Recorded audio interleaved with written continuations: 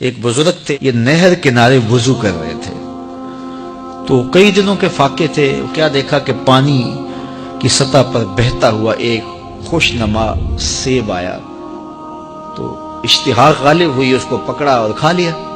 جب کھا چکے تو پھر خیال آیا یہ تو میرا تھا ہی نہیں، یہ تو مال لقطہ تھا، تو میں نے اس کو کھا لیا، اب اس کا مالک کیسے ملے؟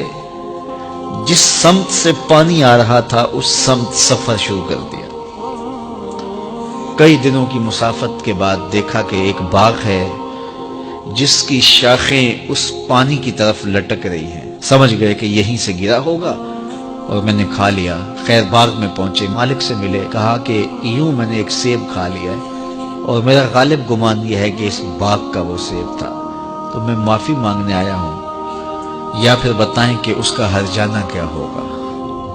جب مالک باغ نے یہ بات سنی، وہ بھی صاحب نظر تھے، سمجھ گئے یہ تو کوئی در یگانہ ہے، یہ تو کوئی گوہر یکتا ہے، تو تیور بدل لیے۔ کہا ایسے تو نہیں معافی ملے گی۔ کہا حضرت کیسے ملے گی؟ کہا 12 سال تک میرے باغ کی گوڈی کرنا پڑے گی۔ اللہ اکبر، اور ایک شرط اس کے علاوہ ہوگی۔ کہا ٹھیک ہے، میری غلطی تو معاف ہو جائے گی نا۔ 12 سال تک باغ کی گوڈی کرتے رہے۔ ایک دن فرمانے لگے وہ صاحب باغ جو تھے کہ سیب توڑ کے لاؤ، مہمان آئے ہیں۔ تو وہ سیب توڑ کے لائے تو وہ کچے ہی تھے۔ تو کہا تم 12 سال ہو گئے ہو سیبوں کے باغ میں رہتے ہوئے، تمہیں پتہ نہیں کہ کچے سیب اور پکے سیب کیسے ہوتے ہیں؟ کہا حضرت مجھ سے قسم لے لیجئے 12 سال میں ایک دفعہ بھی نظر اٹھا کے سیبوں کی جانب نہیں دیکھا۔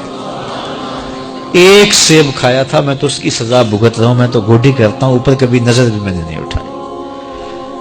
سینے سے لگا لیا، کہا ایک شرط تمہاری پوری ہو گئی، اب دوسری شرط ہے کہ میری ایک بیٹی ہے جو آنکھوں سے نابینا ہے، کانوں سے بہری ہے، بول سکتی نہیں، اور وہ اپاہج بھی ہے، چل بھی نہیں سکتی، اس سے تمہارا نکاح کرنا چاہوں، اگر تمہیں قبول ہے تو معافی ہو جائے گی۔ کہا ٹھیک ہے جی قبول ہے، میرا گناہ معاف ہو جائے، میں زندگی کاٹ لوں گا، کوئی بات نہیں ہے۔ خیر نکاح ہو گیا۔ کہا کہ یہ کمرہ ہے، یہاں آپ کی زوجہ آپ کی منتظر ہے۔ جب وہاں گئے تو ایک خوبرو دوشیزہ منتظر تھی، تو فوراً پلٹے کہ میں غلطی سے کسی اور کمرے میں آ گیا ہوں۔ پلٹتے ہوئے دروازے کی چوگاٹ سے سر پھٹ گیا، خون بہنے لگا۔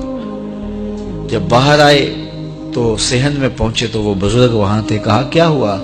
کہ حضرت ایک غلطی کی سزا اتنی کاٹی، اب کہیں دوسری غلطی نہ ہو جائے، وہ تو کوئی اور ہے خاتون۔ کہا وہی تمہاری زوجہ ہے۔ تو میں بتاؤں کہ وہ بہری کیوں ہے؟ آج تک اس نے غیر محرم کی آواز نہیں سنی۔ تو میں بتاؤں کہ وہ بول کیوں نہیں سکتی؟ آج تک اس نے غیر محرم سے کلام نہیں کیا۔ اندھی اس طرح ہے، آج تک اس نے غیر محرم کو نہیں دیکھا، اور اپاہج اس طرح ہے، چل کے کبھی گھر کی دہلیز سے گئی نہیں ہے۔ تو اس خاتون کا جب نکاح ہوا اور پھر ان سے اللہ نے ان کو ایک بچہ دیا جس کا نام ہے الشیخ عبد القادر جیلانی۔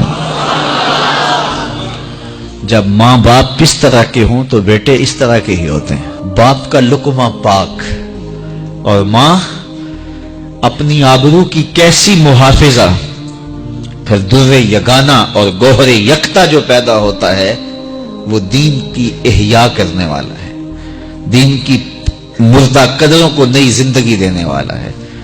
حضرت ملا علی قاری لکھتے ہیں کہ حضور غوث اعظم جب مجلس واعظ کرنے بیٹھتے تو 70 ہزار کا اجتماع آپ کے مجمع میں ہوتا، اور عمومی طور پہ اللہ کی رحمتوں کے حوالے سے بات کرتے، اور جس دن آپ اللہ کے قہر، غضب اور جلال کی بات کرتے کئی جنازے اٹھتے۔